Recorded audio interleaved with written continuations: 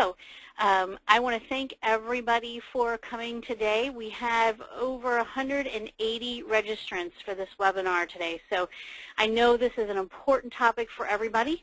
My name is Valerie VanBooven. I'm a registered nurse and the co-owner of LTC Expert Publications.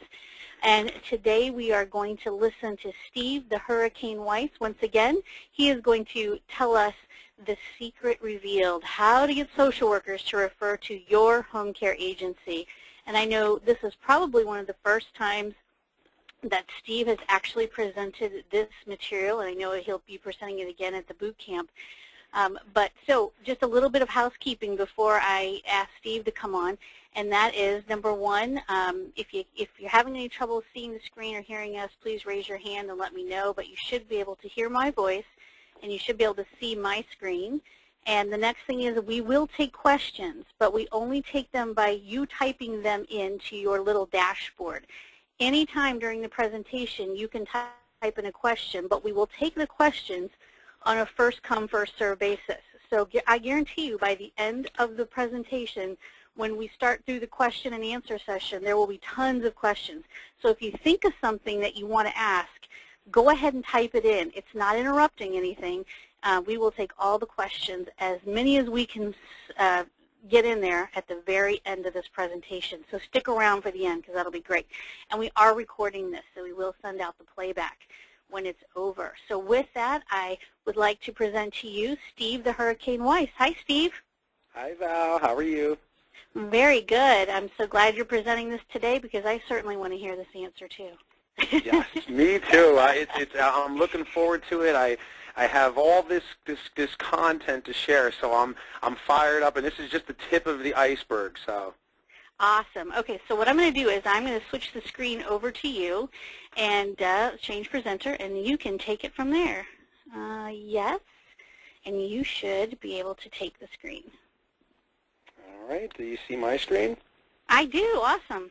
Okie dokie, so it works. All right, folks, so here we go. Secrets revealed, getting referrals from social workers. And Valerie, thank you so much for helping to put this together. I appreciate it. Obviously, everybody knows Valerie with her fantastic work that she does with online internet lead generation, website creation.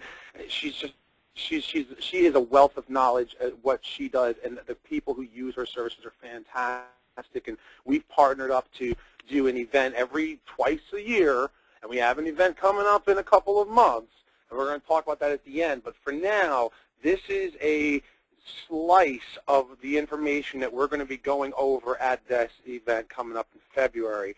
And it really is talking about the social workers and why they refer, how to get them to refer us, how to get to see them, what their pet peeves are, and everything else. And so you know my background. I actually owned a private duty home care company for 9 years. CareChoice was the name of the company. We were a dominant player in central New Jersey. We were doing close to $5 million a year annually in sales and revenue generated from all of the clients that we were caring for. I started Hurricane Marketing Enterprises 2 years ago, and we help people get direct referral marketing. We have training courses, we have coaching programs, and everything else to help you grow your business. This is what I do for a living. I speak all across the country. So far this year, I've spoken around 20, 25 times on helping people to grow their direct referral marketing. Radio show. I'm a husband, love my wife, love my 3 beautiful children, although they're monsters. And anybody who follows me on social media knows I'm a crazy, obsessed New York Giants fan. We are officially the worst team in the NFL. Now, with that being said, why am I so excited about talking about this program? Because this program, this why social workers refer, how to get them to refer, the information that I'm going to share with you right now, it's not me saying it. All right? I want to repeat that. It's not me saying it. I was blessed with the opportunity to have worked with many social workers during my 9 years when I was the owner of a home care company and doing all the direct referrals and marketing. During that time, I made some outstanding relationships with social workers. Recently, I want to say July, I reached out to several of those social workers and asked them if I could record a video of them telling us all things that they love, that they can't stand, what they need vendors to do for them, what it takes for them to refer somebody business. And several of them sat down and recorded a video. It's about 38 minutes long, and I have an entire 90-minute training process program around this video. The things that I'm going to go over with you are 3 of the most important things from that training that I want to share with you and give you their feedback as to what these social workers, and one of them, I will say, works in a closed hospital system where she has her own private duty home care, hospice, home health, and everybody else that she's supposed to refer. But the one thing I want everybody on this session to remember, and if you watch this later on, to remember, every social worker told me it is not about who they're told to refer. It truly is about patient choice and who is going to get the job done right, even those working in the closed systems. This is so important. And again, folks, this is not my content. This is the content from the mouth of the social workers that I interviewed 2 months ago in the video that I have for that boot camp training. Now, the first issue that the social workers have with us is they don't appreciate drop-by visits for the first time we meet them. They do not like when we just randomly show up in their office, all right? This is something that every person I interview, and those who didn't interview on camera, when I still talk to them, they told me they can't stand when people just show up and expect to talk to them and everything else, all right? The big reason why this is an issue and a challenge is they're just too busy, all right? If you think about it, and this is the truth, and I say this all the time, social workers are the most overworked, underappreciated, undercompensated, skilled position in all of healthcare.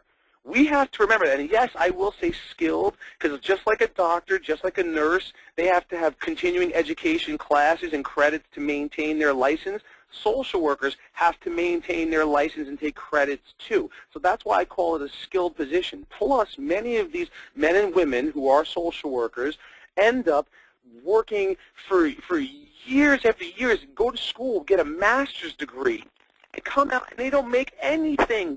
They make less money than nurses. They make less money than physicians do, but they have the same level of education. So they're underappreciated as it is. The only reason why hospitals and skilled nursing facilities and other places that have social workers, the only reason why they have social workers is because it's required. Otherwise, they wouldn't, all right? So it truly is an overburdened position. When you think about it from a standpoint of, look at your market, wherever you are in the United States, we'll say it's safe to say that you have at least 5 competitors in your market. Realistically, some of us have 20, 30, 40 competitors in our market, but at least 5 competitors in our market. That means that every week there's 5 of us, private duty home cares, running around knocking on their door. But we're not the only ones, all right? There's the home health.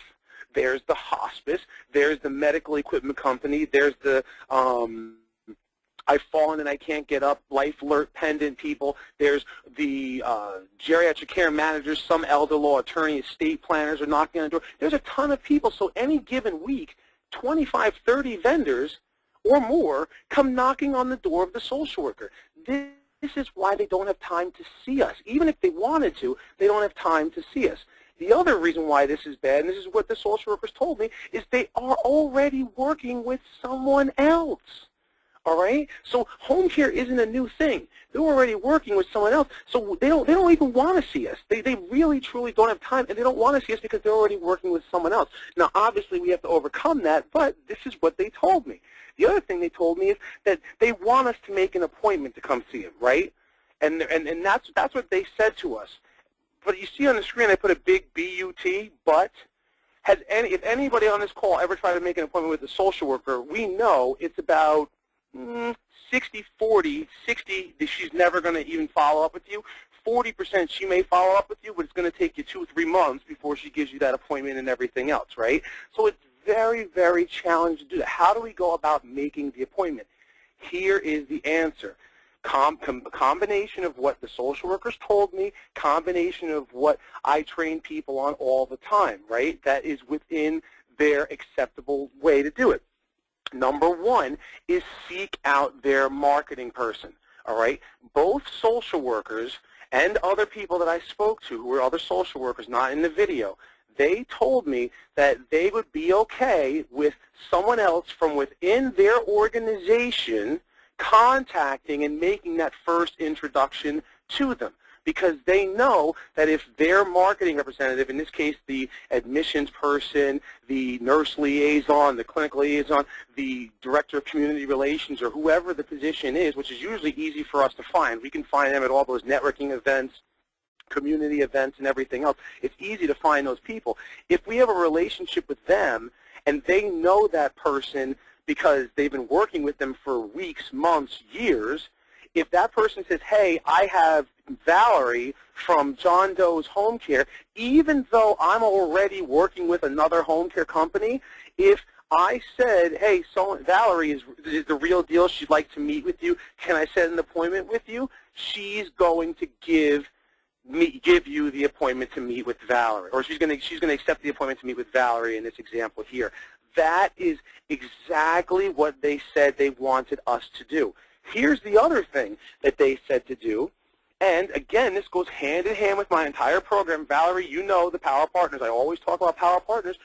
She said, these social workers, both of them said, if you were to come in and visit us with an outside provider that we already know, like, and trust, and already refer and already work with, we will welcome that. Because if we're already working with that provider, say the home health company, or the hospice company, or the DME company, or whatever, one of those other vendors that I talked about, if they are vouching for you as a good, legitimate company, as a good, legitimate resource, it's in their best interest to know about the good resources and possibly make the referral. So they will see people who work with their providers that they are already referring. So that's how you get that appointment. Don't call in and try and ask for the appointment, because it's not going to happen, all right? Or if it does, it's going to be very unlikely that it's going to be a success and everything else. But if you can get somebody who already works in the building to introduce you and make it a warm introduction, or have one of your outside providers be the one to help get you in the door, that's exactly what the social workers want, and they will make time for you because they understand the value, because kind of like a screening process, someone else screened you before it got to them, so therefore they're going to make the time for you. As well as it'll most likely come up and happen sooner rather than later, because that person who's vouching for you says that you're an important person, if they want to introduce you or whatever, and they don't want to put it off for several months. Whereas if you contact the social workers directly, she probably won't do it right away. So again, this is from my social workers. They're the ones saying this. That's what we need to do. Second issue that they have with us is that we don't follow up, all right? They say, even the people that they make the referrals, when it came time to make referrals, as I'm watching this video going back over these interviews, they're all telling me different things, and, you know, I refer this one, I refer that one, and blah, blah, blah, blah, whatever. They're giving different examples in different situations. But a common theme throughout the entire video and the entire interview was that when they make referrals, they test home care companies out, all right? They don't just give out the best cases. They usually give out easy-to-handle, small cases, so that if it's messed up, it's not going to be a huge, you know, reflect poorly on them versus their heavy-duty cases they give to their go-to agency and so forth, right? But when they give the referral, believe it or not, most companies don't follow up. They never hear about that person ever again, and they have no idea what happened to them. And then the people come back and ask for more referrals, and they say, no, I'm not going to refer you again because I don't even know what happened with the one that I gave you. And it sounds like common sense, and all the 180 people plus that are listening to this right now, it sounds like common sense, but if the social workers are saying this, folks, it's not happening, all right? And if you are following up, how are you following up, all right? So here's why this is a mistake. The ultimate goal, you heard me say this before, the social workers were telling me during this video, it's not about who I'm supposed to refer and everything else. My goal as a social worker, my responsibility as a social worker is to ensure a safe discharge. I don't care if you're the company that I'm supposed to refer or the company that I know is going to get the job done best. It's about the safe discharge. And if you're the one who's going to ensure the safe discharge, you're going to be the one who gets the business and the referrals. But as a social worker, how do I know if it's a safe discharge or not if no one came back and told me the outcome? That's the problem. And just to come back a week later and say, thank you for the referral, we brought the person home, they're home safe, that's great, all right? That's good. But come back 2 weeks later, come back 3 weeks later, hey, remember so-and-so? They're still with us, they're doing well, I just want to give you an update, you know, they're thriving and they're doing well. It's within HIPAA, it's the same client, you're giving her a quick update, you're not selling anything, you're not sharing any medical information or anything else, you're just giving an update that that was a safe discharge. That little sentence that I said goes a long way with these social workers. And the other reason why it's a mistake to not follow up is because they need to know if it's a good or a bad income. Both of them told me when they get a bad outcome, or say they make a referral to you, right, and everything's all set to go.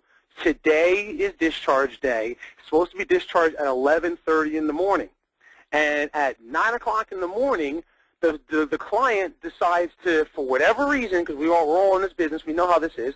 For whatever reason, the client decides that she's not going to go with you, and she's not going with someone else or whatever. She got that physician to sign off that this discharge plan was a safe discharge based on having a certain level of care in the home. If the person is not going with you for whatever reason, she must know, because now she has to change the discharge plan because they're not going with someone. Now if they found a neighbor, if they found a friend or someone else to cover for it, that's fine, but she needs to be aware of what's going, because she thinks in her eyes that everything is all set to go, and it's not. Don't be afraid to tell them the bad news. They need to hear it. But if they don't know, which happens all too often, the person ends up going home. They don't go with us. We never told the social worker. That person ends up back in the hospital. She finds out about it when they come back to the rehab or they go back to the same hospital. You're the one who's going to never get referred ever again because you kept her in the dark. So, obviously, as I'm going through this, what should we do? We need to follow up. We need to let the social workers know everything. This is what I did for those 9 years. This is how I built my organization and everything, by becoming their go-to person. By every time they gave me a referral, I'd come in, I see the person, I screen the person, they sign on a dotted line. I go right down the hall and say, I got all the contact information, they signed up for services, we're coordinating caregiver training or whatever if we have time. If not, it's all being staffed right now. As soon as I know who the person is and stuff, we'll coordinate the discharge setup time. Do you want us to come here? Do you want me to meet the person at home? What do you want? I coordinated all of that care. That extra step takes me about 10-15 minutes worth of my time while I'm in the facility, but it's totally worth it because now the social worker knows that Steve has got this taken care of. One of the things that I teach people all the time is if you can make a social worker's job easier, she will refer you everything that she has. By doing that extra step and coordinating the cares, coordinating the discharge, I'm meeting the person at the hospital or the rehab to bring them home, or they're going to meet me at home, or whatever is going over what your involvement is, makes their job easier. They're going to refer you again and again. Once the person goes home, and they're home safe and sound, then I would make it immediately. Why wait? First of all, how far away is somebody from the hospital that they're getting discharged home from anyway? They're probably around the corner, all right, or the rehab center. They're probably around the corner. So after the discharge, the setup is done, either if you're the marketing rep and you're the one doing it, or you're the owner who's doing it, then you drive right over and follow up with the social worker immediately. Or if it's somebody else, let the person know who gets the referrals and then give them the update so then they can drive over immediately and follow up, thank them for the referral, let them know the person is home safe and sound, and then periodically give them updates on the clients. I can't begin to tell you how many times I've had referrals from both the social workers in the video that I have and countless other social workers because I gave them updates on my clients. Periodically, I'd be sitting down every week. We had a weekly meeting in my office, and during this weekly meeting, we would go through the census of all of our clients. When I got updates on clients that I know signed up 5, 6, 7 months ago, a year ago, and I remembered who made the referral, I made sure that when I went marketing that week, I gave them a quick update about the client. Just a quick update. So-and-so is doing well. They are thriving. Or I had situations where people were going home on hospice, and they weren't supposed to make it through the weekend, right? And the person ended up living for several months because, you know, it wasn't their time, and they ended up thriving and everything else or whatever, and they end up going on, they downgrade services, come off of services and everything else because it's just not their time. When I tell the social workers that, they are thrilled, they are overjoyed that they made the right referral to the right person who got the job done, automatically they're going to refer me again and again. All right, so that's the second part of this. Always do your follow-up. Let them know about the clients that they gave to you. They appreciate that. Many social workers, right, I said at the beginning, they're overworked, underpaid. They didn't become social workers to become millionaires. They became social workers because when they were in college, they wanted to save the world. They wanted to help people. That's why they became social workers, letting them know that the patients that they gave you are doing well and thriving, or even if, whatever, if they passed away, whatever it is, giving them updates, they appreciate that. It reminds them of why they went to school in the first place and why they became social workers, and they will send you more patients because you care about the people that you're getting, and that translates to a safe discharge, which means they should refer you again and again and again. All right, and sorry if I got a little passionate there. I get passionate. I went to school to be a minister. I get passionate, all right? The third issue that the social workers had, all right, from this training video, not jumping on referrals immediately or not accepting weekend, Friday after hours referrals immediately. This is so important, folks. And everybody who says, oh, we accept all, we don't do that, this is what the social workers are complaining about. This is what they're saying from the vendors, and there's dozens of them that come in private duty home care, offering the same services as everybody else, but these are the shortcomings that they have with the agencies, except for the couple that they're working with, and that's why they work with the ones that they do. So if you're not taking referrals immediately, if you're not accepting weekend or Friday or after-hour referrals immediately, you will lose on getting the social workers' referrals, all right? Now, why is this a mistake? Because time is of the essence. Fridays, holidays, weekends, that social worker, just like you, wants to be home with her family on Thanksgiving. Thanksgiving was last week, right? But healthcare is 24/7. In every hospital across the country, in every nursing home and rehab center and everything else where social workers exist, people were at work on Thanksgiving. It's the nature of our business. Healthcare is 24/7. So when these social workers are in a pinch and it's a holiday or it's a weekend and they need help, they're not going to just go, you know, oh, well, the person's not available until Monday, or, oh, they're not available, whatever. No, they're going to hang up the phone, and they're going to pick up the phone, and they're going to call someone else. That's what's going to happen. That's exactly what they do. That's what they said in the video. They even if they're loyal to you, right? Even if you're the go-to agency, right? They're going to pick up the phone and call someone else because they have to get this discharge done now, and they need someone who can come out now. You see this right here? This is how you lose referral sources. I made a living off of taking other people's referral sources. 9 years in the business, from 2005 to 2014, right? 9 years.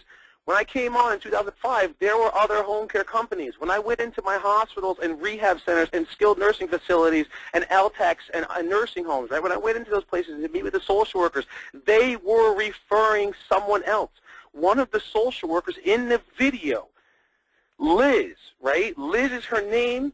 It took me 9 months to get Liz to give me my first referral. Do you know when Liz gave me my first referral? Liz gave me my first referral Memorial Day weekend 2006. Memorial Day weekend at 4:30 in the afternoon. What ended up happening was she called her go-to agency at 4:30, and they weren't available. They had already gone home for the weekend, and they said, we'll come out on Tuesday, 4 days later, to get the referral. And Liz hangs to the phone, and she goes, oh, well, I see Steve here all the time. He's been asking for my business. I'm going to give him a shot. 9 months, folks, 9 months, all right? 9 months knocking on this woman's door trying to get business. She calls me up. Here I am. I'm a single man, right? At the time, I was 26 years old or 25 years old, driving down to the Jersey Shore to go have fun with Mike the Situation and the whole Jersey Shore gang, right? All of a sudden, I get the phone, I pull over, I answer it. Sure enough, it's Liz. Liz is like, Steve, I got a referral for you. Can you come and see this woman? It's a live-in case. Live-in case. Now, in 2005, or 2006, my live-in prices were like $185 a day, something like that. But still, it's a live-in. Live-in at that time, at that price, is like $1,300 a week. It's good revenue, and it's a long-term case. The woman had a stroke. She needed a lot of help. So I'm like, all right, I'll be right there. I turn around, I drive to the facility, I called up my partner, Brian, and I said, Brian, we got to live in case. Can you staff it? I'll pick the woman up. I'll bring her home. I'll get everything signed up, whatever. He ends up getting the case staffed. He shows up at the house around 8 o'clock at night. We set the house up and everything, whatever. Boom, everything is great. I go to the Jersey Shore, whatever. Following Tuesday, I go back. I follow up with Liz, let her know what happened. She thanks me. That Friday, she does the same exact thing to me.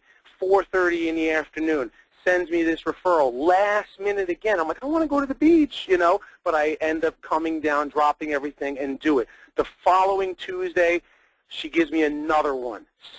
Same situation, last minute, going home right now, needs help.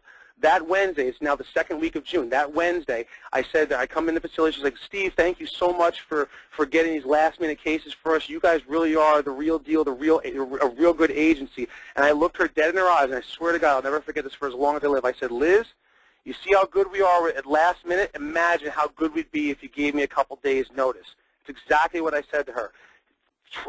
Transition later, 7, 8, 9 years later, that one social worker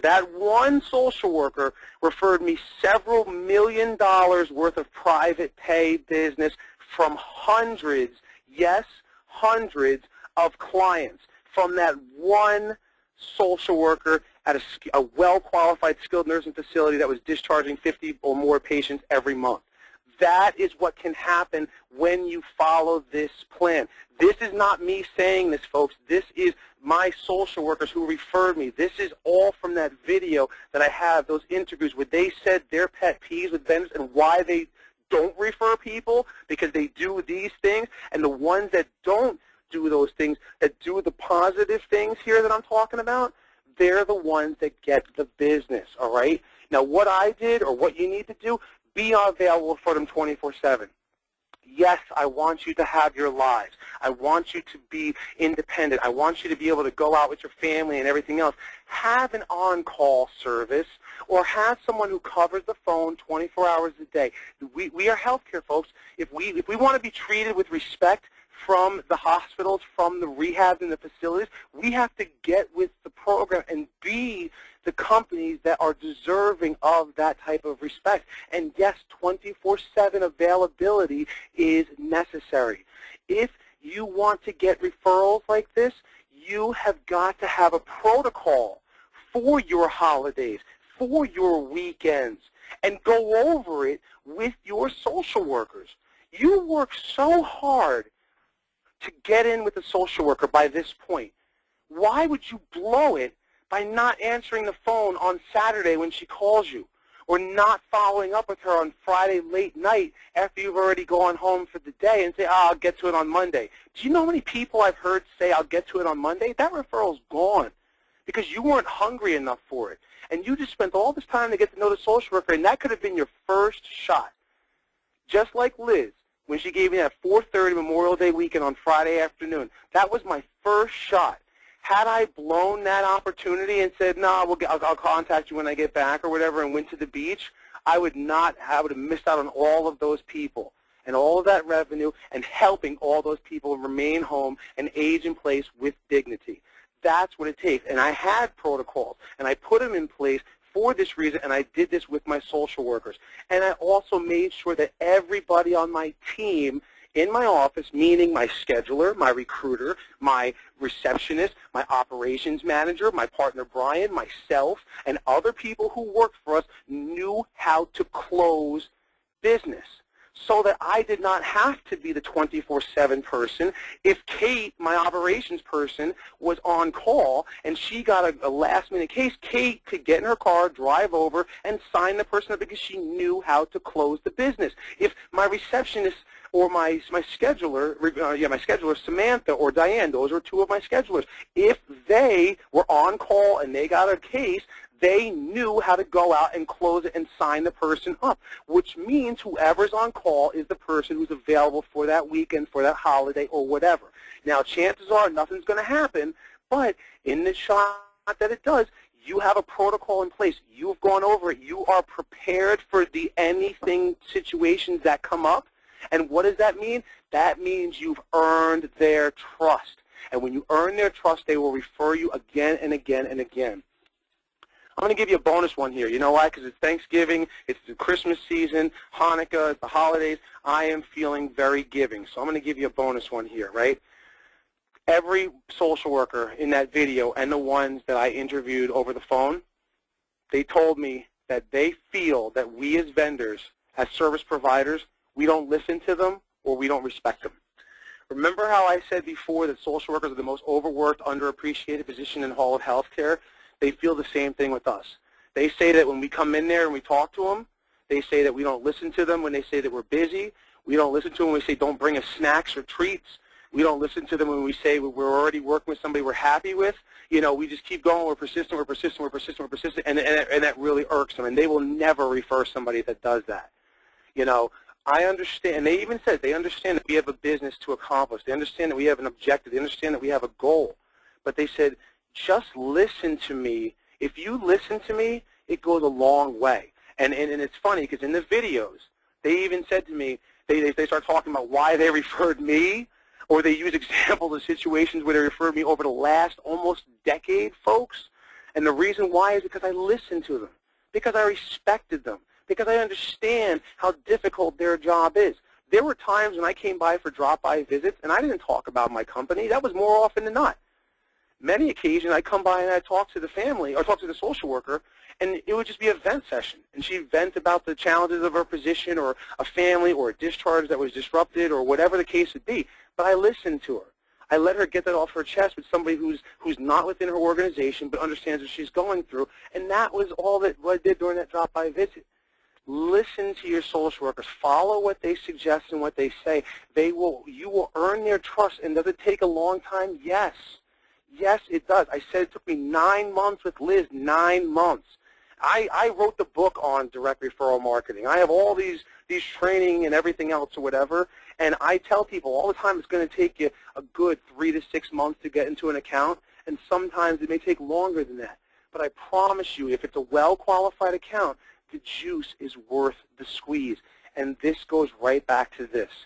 Every time I respected my social workers, every time I listened to them, that's why they referred me. The hundreds of people that I'm working with across the United States training, the hundreds of people who've come to my boot camps and my events and the ones that Valerie and I put on together, when they execute this, they get referrals.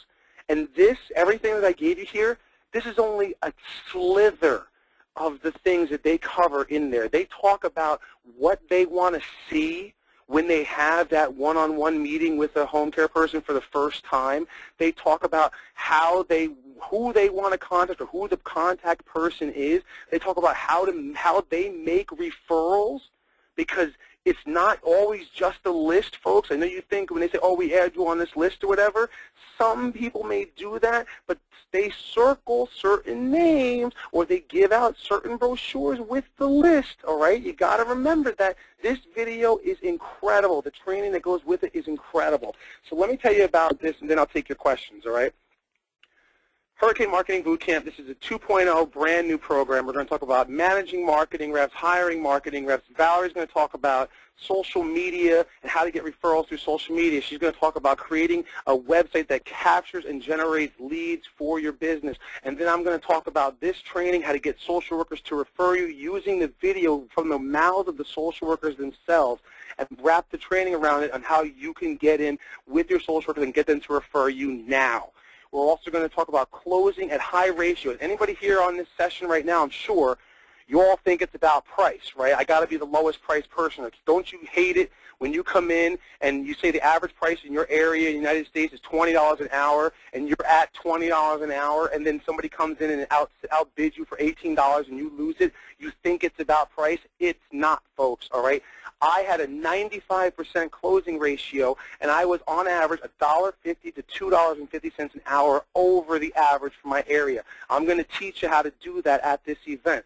This is a must-attend, do not miss, and plus, it's in New Orleans in February, and hello, that's Mardi Gras season. You're going to have some fun. So if you've never been to New Orleans, you've never been to Mardi Gras, you're going to get the chance to do that. This is a picture of the one that we did in New York City. We had about 80 people at that one. Fantastic event, folks. I hope to see you there. And also, in the spirit of giving, because Valerie was so kind to invite you to today's training, and I hope you got something out of it. I really, really do, because I love my social workers. I love what I do. You know, what we do in helping you get more business, we indirectly help you help more people stay home and age in place. That is our mission. That's my mission, at least, and I hope that's your mission, because that's what it's all about, all right? You know, we're here to help people stay home and age in place, and if you put people first and you care about people and you help them stay home, the money comes with it.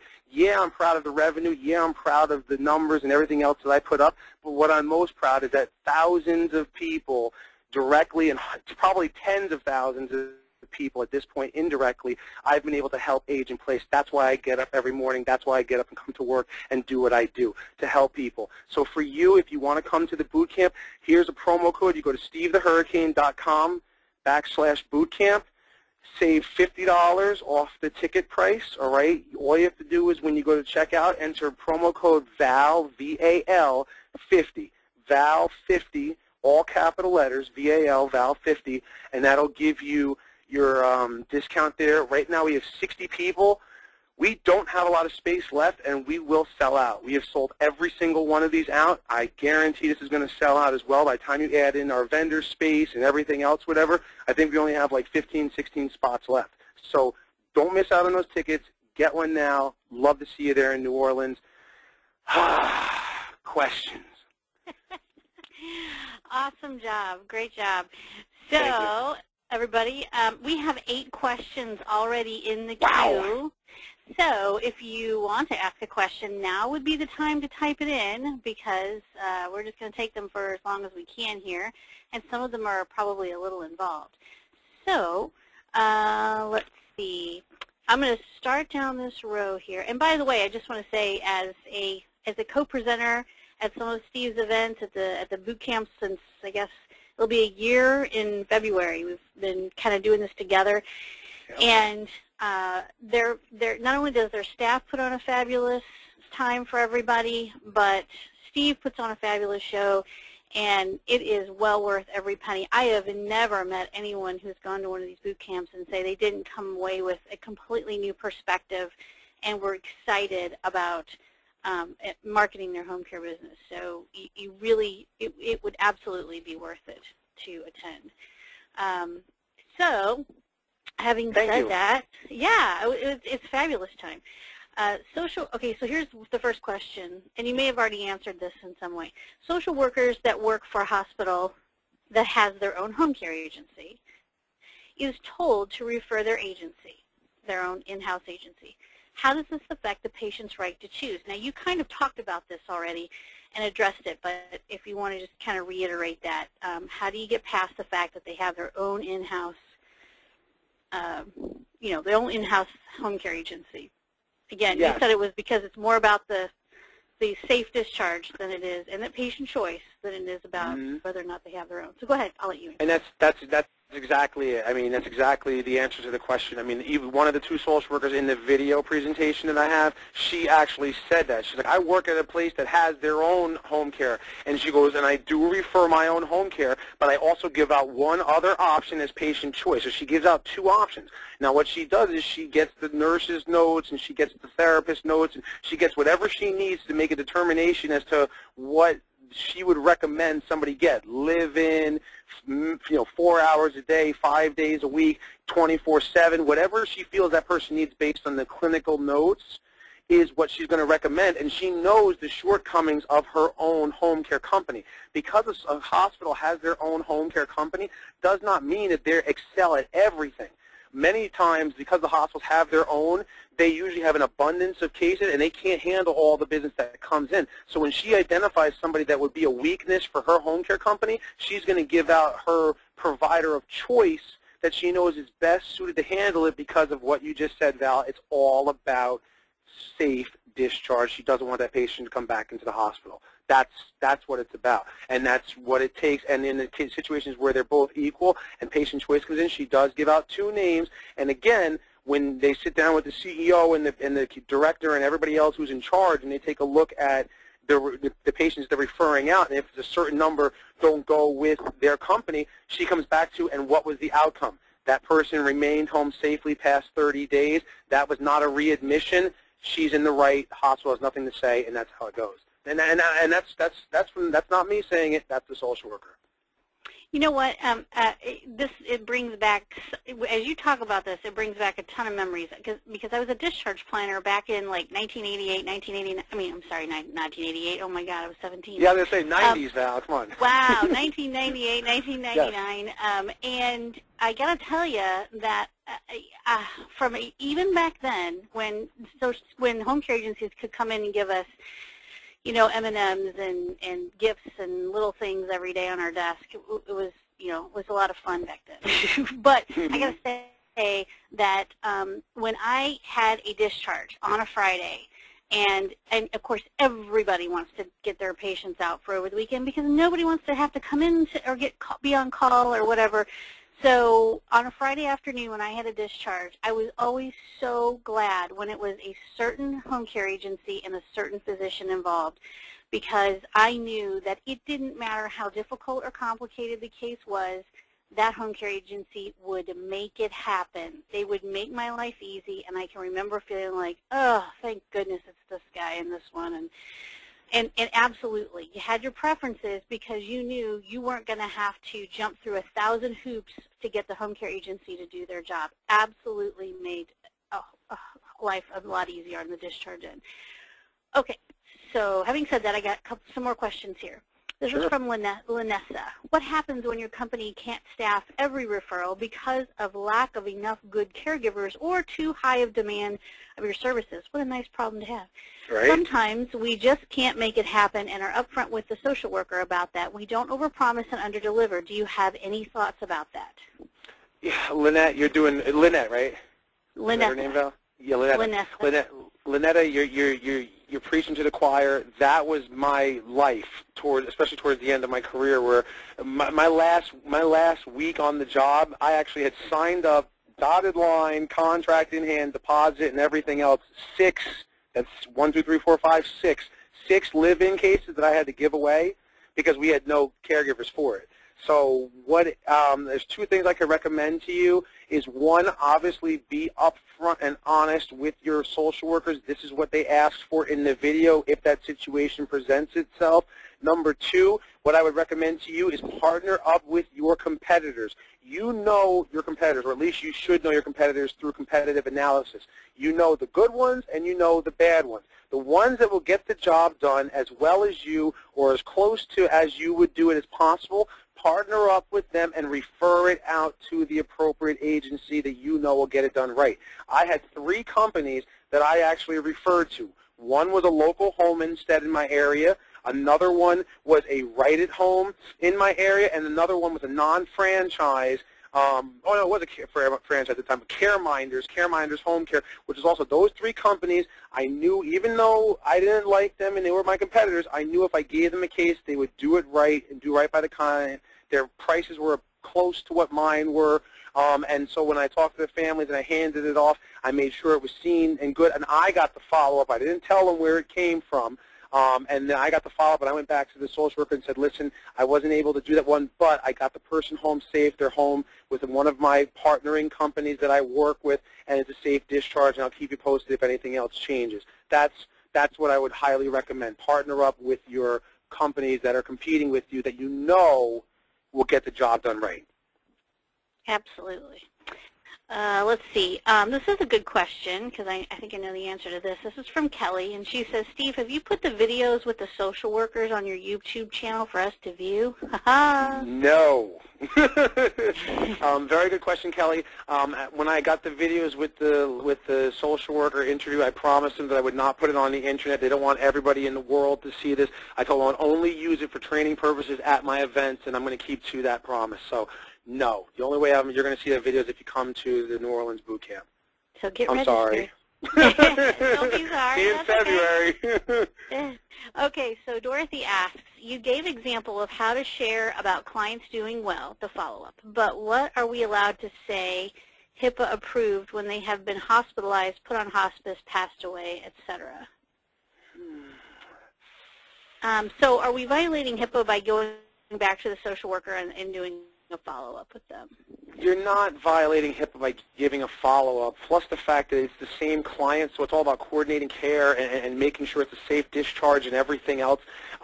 Giving an update. The other thing, you also ask for a verbal update from the client when you see them. If somebody passed away, I don't know. I don't want to say, yes, you can go and tell somebody that somebody passed away, because I'm not sure of what the HIPAA law is on that, but I don't know any person who I've ever worked with when I was mentioning the name of a client or something, and somebody's like, oh, they've no one, and somebody passed away, I just, you know, it was a mutual client, it was a mutual patient, we coordinated the care, the person, you know, I believe that's within the realms of HIPAA, but I'm not 100%, but giving somebody an update like saying, hey, remember Mr. So-and-so, he's doing well, he's thriving, he's home, he's safe and sound, he told me to tell you hello.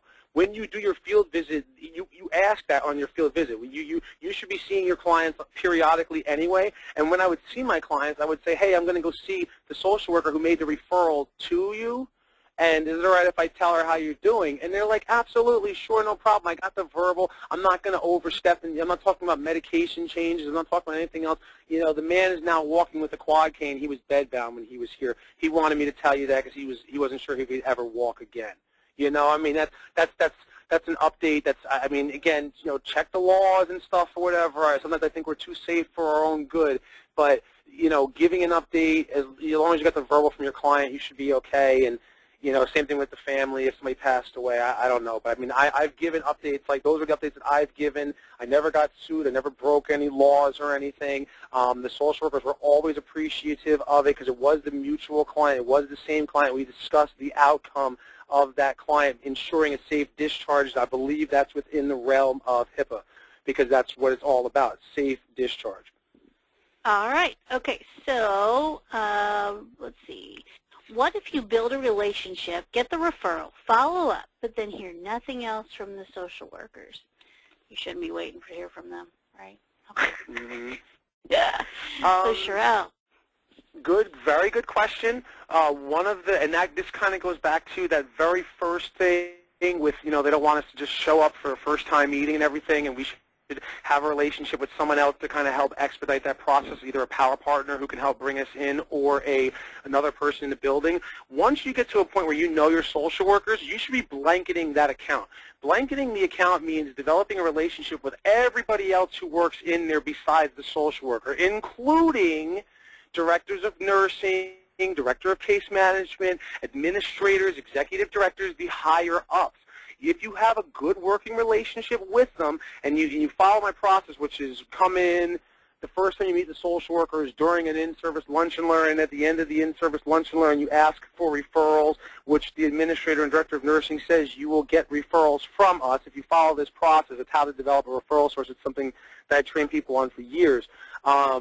At the end of that step, you go into step 4 where you're now in there, you should be getting referrals. Every time you see that director of nursing, every time you see that administrator or the higher-ups, they should ask you as follow-up from that in-service where they promised you referrals, they're going to ask you, hey, Valerie, are you getting referrals? If the answer is no, you let them know, and all of a sudden, boom, magically you start getting referrals. If the answer is yes, you let them know what you're doing for and with them as an organization to help grow their census and work together with them, and you will continue to get your referrals.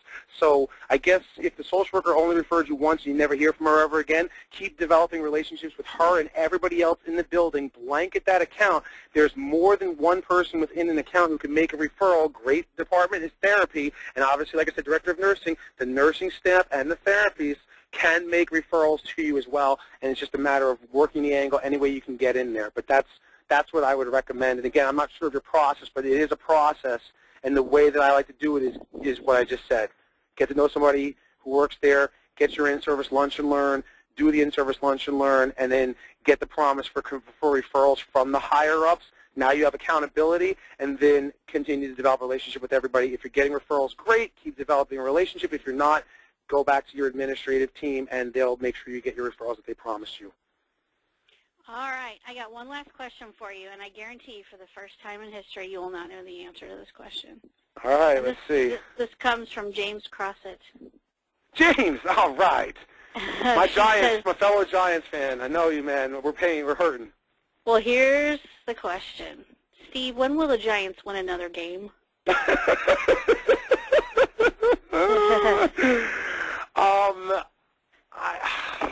Jim, I'm going to hope that they win the last game of the season versus the Eagles, because I'm going to that game, and it will probably be Coughlin's last game. The Eagles will probably have already wrapped up the NFC East and be resting their starters, so their backups are in, and I do think that the Giant starters are good enough to win a nail-biter against Philadelphia's second and third string. So the last game of the season, December 28th, will be the next Giants win, 4-12. Oh, man. So that is everything that we have for today that we haven't already covered. So I want to thank everybody for coming, especially Jim Crossett with his super stumper question. But anyway, thank you everybody for attending, and we will be following up with the replay of this video, and also Steve will be able to answer any questions that you have. So thanks everybody. Thank you, Steve Weiss, and we'll talk to you all again in about a month. All right. Thank you, Val. Take care, everybody. Okay. Thanks. Talk to you later. Bye-bye.